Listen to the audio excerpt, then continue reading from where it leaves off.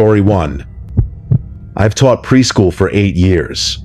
I've wiped noses, cleaned up spills, and explained to parents why their kid bit another one during circle time. I've seen it all, or at least, I thought I had, until I saw what little Katie drew during free art. It was a Monday. Bright skies, breezy, nothing unusual. The kids had just come back from recess. Katie, quiet as always, was coloring in the corner. I remember walking over to ask what she was drawing, and she quickly flipped the page. "It's not done," she said softly. I didn't push her. She was a shy one, sensitive, one of those kids who speaks with her eyes more than her voice. At the end of the day, I was cleaning up the art station when I noticed she'd left her sketchbook behind. I picked it up, meaning to tuck it into her cubby, but it fell open. The drawing that stared back at me still haunts me. It was crude, of course. It was drawn in crayon, but the imagery was unmistakable. A playground, swings, a slide. Kids are scattered around in stick figure form, but at the far left, half hidden behind a tree, was something else. A tall figure, not a person. Its arms were too long. Its head was wrong. No face, just scribbled black where the features should have been. I looked closer. The tree was the exact one by the north end of our playground. The swing set was in the right place. Even the little cracks in the sidewalk were there. It was too specific, too detailed for a 4-year-old. My stomach dropped. I showed it to my co-teacher, Miss Janet. She chuckled nervously. Kids have wild imaginations. But something in her eyes said she felt it too. That tight pull in the gut that tells you something's not just pretend. I decided to ask Katie about it the next day. We sat on the carpet together while the other kids were building block towers. "Sweetie, what were you drawing yesterday?" I asked gently. She blinked at me. "The man." "What man?" "The tall man. Behind the tree, he watches recess." I tried to stay calm. "Did someone scare you outside?" She shook her head. "Number? He's not for us. He just likes watching." "What does he look like?" She pointed to her own eyes. "Black. No face. Just holes." I asked her if she'd seen him before. She nodded. "Last week when the wind was loud. I didn't know what to say. It felt absurd. But kids pick up things. Maybe she saw a shadow. Maybe someone told her a story. Still, it stuck with me. That phrase. When the wind was loud.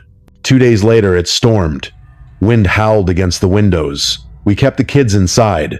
During snack time, I noticed Katie staring out the back door that faced the playground. Her juice sat untouched. "Is he here?" I asked without thinking. She nodded. "He's standing by the swing. He wants a picture."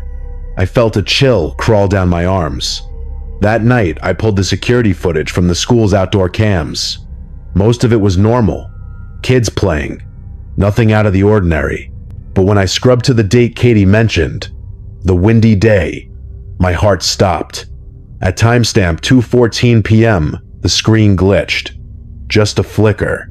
Barely half a second. But in that frozen frame, I saw it. A shadow at the tree line. Too tall. Wrong shape. Gone in the next frame. I watched it again. And again. I printed the still. Compared it to Katie's drawing. The angle. The size. The shape. It matched. The next day, I found a new picture in her backpack. It wasn't on the school paper. It was on printer paper. Thick and rough. This time, she'd drawn me. Standing near the swing. And the tall man, now closer, with one hand reaching out. I flipped the page over. Written in shaky red crayon were the words, "He says you looked at him." I kept the drawing, slipped it into my bag without telling anyone. That night, I stayed up staring at it. The way the figure loomed behind me in crayon, too tall. With one arm outstretched, it didn't feel like a child's imagination anymore. It felt like a warning. Or worse, a memory. The next morning, I asked our school custodian, Frank, to pull up more security footage. "Back cameras?" he asked. "Weird static on them sometimes." I nodded. "From last Friday, around 2 p.m. He brought me into the office, and we watched together. Kids playing. Katie is on the monkey bars. Some boys are throwing mulch at each other. Normal stuff. Then the wind picked up. Leaves whipped across the screen, and the video glitched. Frank leaned in. That's the same moment you mentioned last time, huh? I froze the frame. There he was again.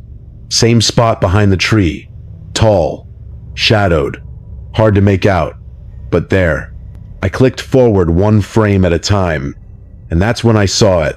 The shadow moved. Not walked. Not ran. It slid. Sideways, closer to the swings. I kept clicking. One frame dot nothing. Next frame dot it was at the edge of the sandbox. Frank sat back. No way. We both looked at each other. I tried to play it off. Probably a glitch, or some compression artifact. He didn't respond, just rewound the footage and watched again. When I left the office, I felt watched. The halls were empty, but I swear, something trailed me. That afternoon, Katie didn't speak. She clung to her backpack like it held something precious. After dismissal, I stayed late. I needed to see if she'd left another drawing. Sure enough, when I opened the art cubby, there it was. A new picture. This time, she'd drawn our classroom, desks, the calendar, the reading rug. But in the corner was the tall man inside, standing by the bookshelf, watching, his head bent unnaturally low to avoid the ceiling. And I, again, standing in front of the kids, oblivious. The detail chilled me. He was always in the background, never touching, just watching. I took it home. That night, I dreamed of the classroom, of being there alone. I turned toward the bookcase and saw him, except in the dream he moved. One step, then another. Slow, precise. I couldn't scream, couldn't move. I woke drenched in sweat, the sheets wrapped tight around me like a cocoon. The drawing lay face up on my nightstand. I was sure I'd left it in my bag.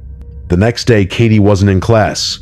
Her mom had called in, said Katie was sick, but she hadn't said what kind of sick. Just not right. I asked Miss Janet if we could check on her.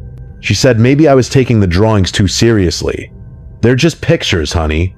But her voice lacked conviction. I could tell she was spooked too. That afternoon I went back to the camera room. Alone this time. I pulled up live footage of the playground. Clear skies. Empty swings. Nothing unusual. Then the screen blinked. Just a flicker. 1 second of static. Then it came back. But now, one of the swings moved. Just one.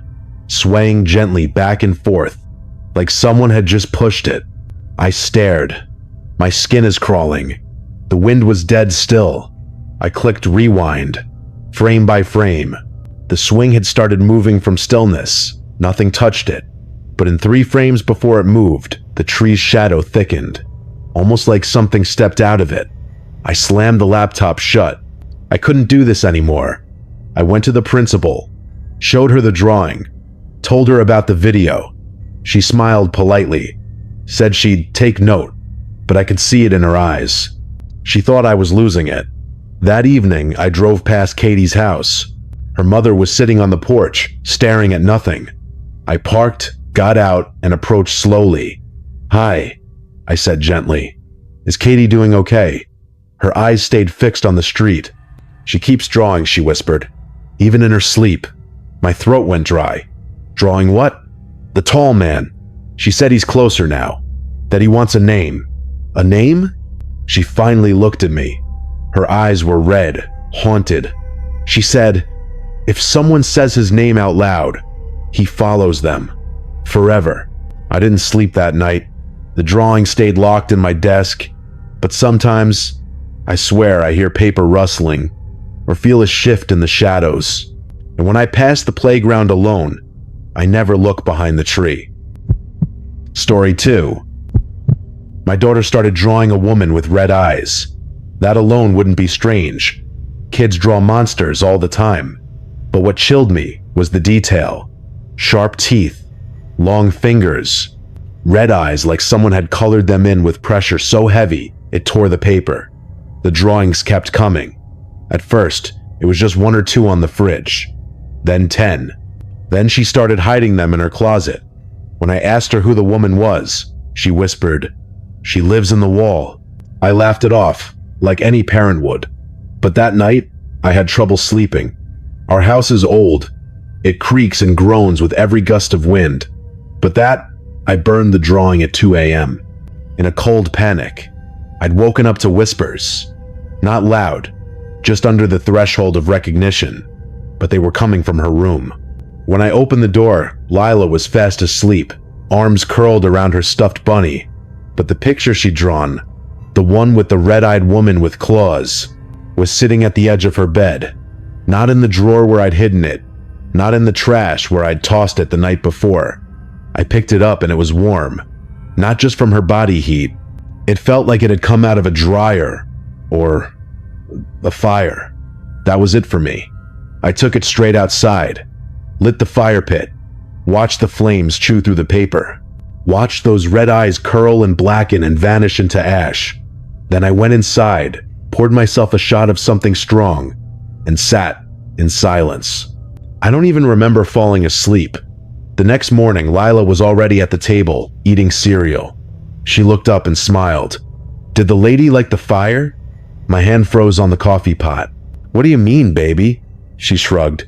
"She said she likes it when you try to burn her. It means you know she's real." I almost dropped the mug. I didn't have time to react before she got up, skipped to her backpack, and pulled out a new drawing. "She came back," she said. The paper was warm again. Same figure, same red eyes. But this time, the woman was in our living room, standing behind the couch, watching. That afternoon, I bought a motion-activated camera, put it in the hallway outside Lila's door. I didn't tell her. I just said we were testing a new security light. That night, I told myself it was all for show, that she was dealing with grief, that I was letting my imagination run away. But when I reviewed the footage the next morning, something was wrong. At 2:43 a.m., the hallway light clicked on. Lila's door opened. She stepped out, walked to the wall, just stood there, facing it, hands at her sides, for 5 straight minutes. Then, a shadow slid across the floor behind her.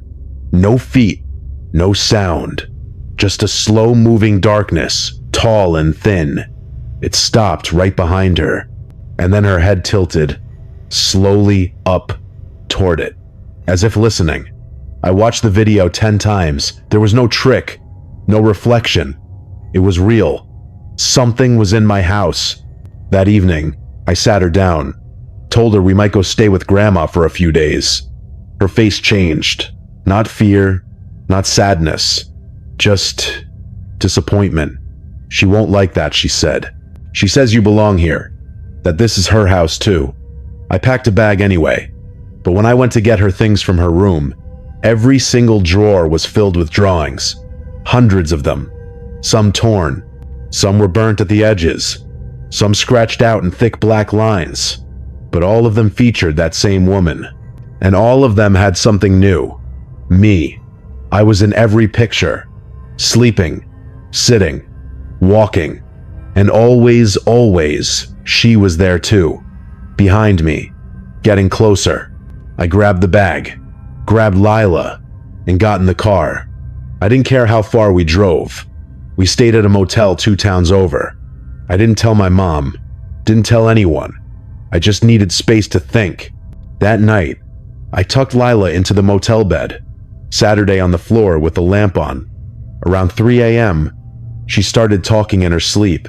At first, just murmurs, then full sentences. "He doesn't like you running," she whispered. "He wants to show you the dark." My stomach flipped.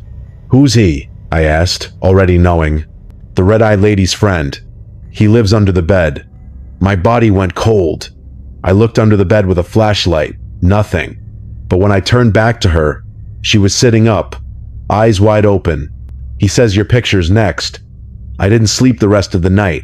When we got home, the house was cold, stale, like it hadn't been lived in for years. But the worst part was the smell. Burnt paper, sulfur. And when I went into the living room, there it was. Another drawing. on the coffee table. Still warm. This one showed our motel room. My car is outside. I'm sitting on the floor, and in the window, the red-eyed lady, smiling. Story 3. I work as a school counselor at a private elementary school that's been around since the 1800s. The kind of place with creaky floors and drafty hallways, and stories that staff whisper but never confirm. Room 6 had been closed for years. We used it for storage after water damage warped the floors. But lately, the janitor kept finding chalk drawings on the wall. Not graffiti, not tagging, just childlike scribbles. Stick figures, windows, suns, houses. We assumed it was some student sneaking in, but then one of the teachers said something that caught my attention. "The drawings are always about the same boy," she said. "A boy in blue, with no face." I went to check it out. The drawings were simple, crude, but each one had the same figure, a child-sized silhouette, always wearing a blue hoodie, always facing away. One showed the boy standing outside a school window. Another had him crouched in a closet. The weirdest part was that these drawings were done in chalk, white, blue, yellow, but we haven't had chalkboards in years. When I asked the students about it, one kid, a quiet third grader named Evan, looked pale. "He's not supposed to be there," Evan whispered, "but he draws when it's quiet. He says if people see him, they won't forget." I asked him who he was. Evan just said, "The boy who got locked in." That night, I stayed late and looked through the school's archive. Room 6 used to be a first-grade classroom until about 15 years ago. There was a report, a fire, minimal damage, no injuries. But a name kept popping up in old rosters. Matthew Klein, a first grader who apparently stopped coming to school mid-year. No transfer record, no follow-up, just gone. I dug deeper, found an old yearbook. There he was. Row 3, middle, small smile, blue hoodie. I froze. The exact outfit from the drawings. I went back to room 6 the next day.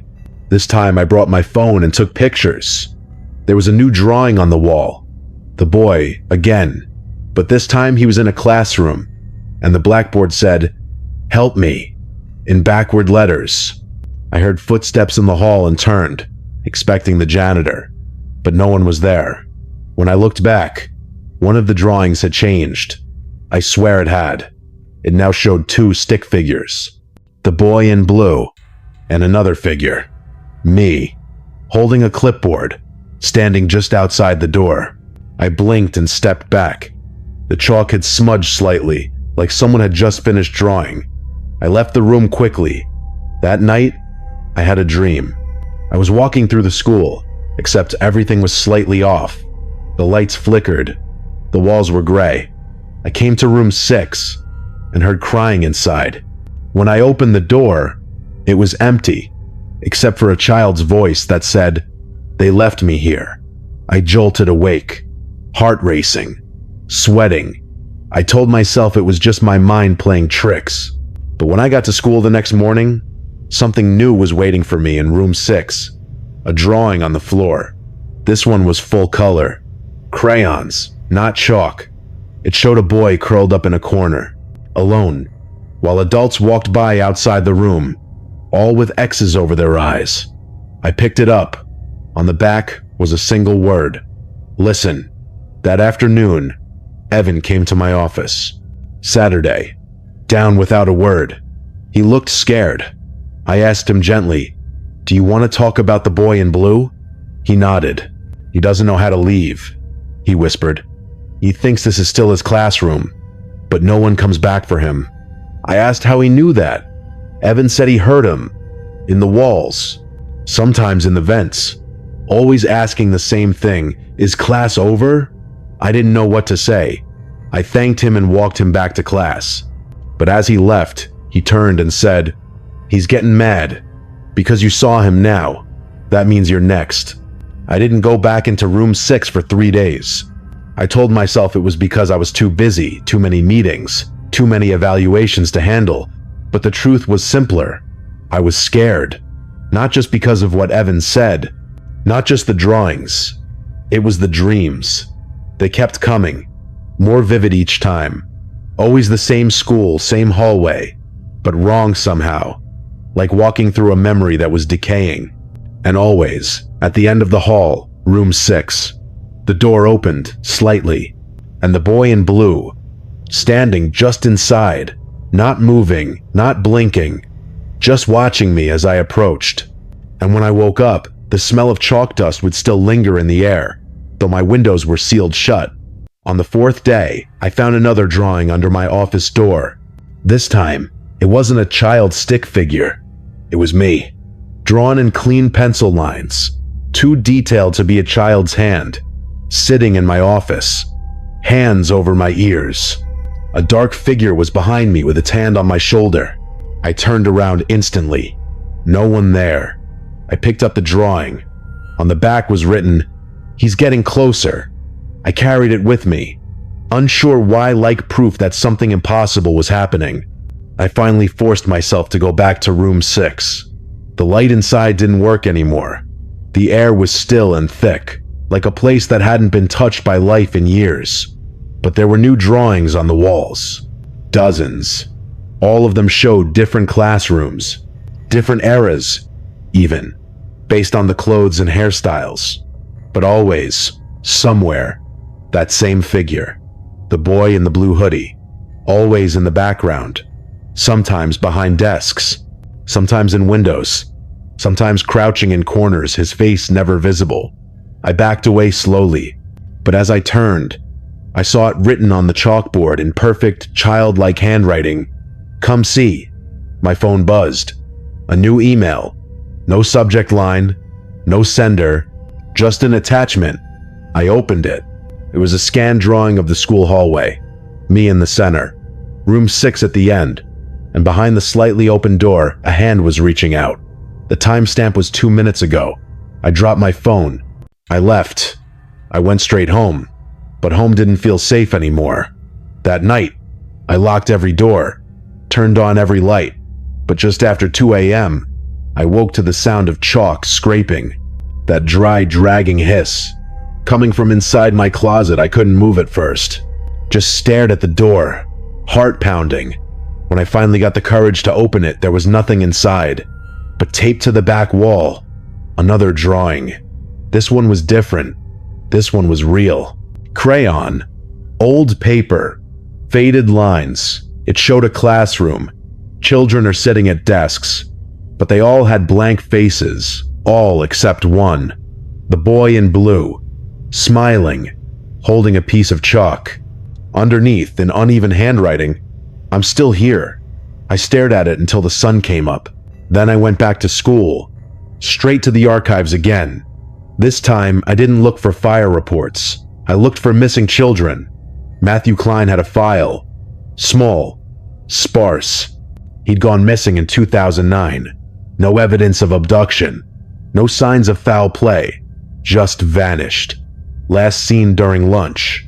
It said the last place he was spotted was near room 6. That file was the last trace of him. No follow-up, no press. Like someone wanted to forget. I walked back to room 6, stood in the doorway. And this time, I spoke. "Matthew?" I waited. Nothing. I stepped inside. The temperature dropped. My breath showed in the air. On the wall was a fresh drawing. Still wet. Still smudging. It showed me, standing where I was, and beside me the boy, smiling. Then the door slammed shut.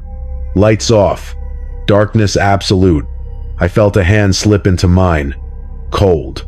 Small. And a voice that whispered, "Will you stay for class?" I woke up the next day in my office. No memory of leaving room 6. No proof of anything, except the drawing on my desk. Me, sitting in a tiny school desk, surrounded by children with empty faces, and the boy in blue, now at the front of the class, smiling, holding a piece of chalk.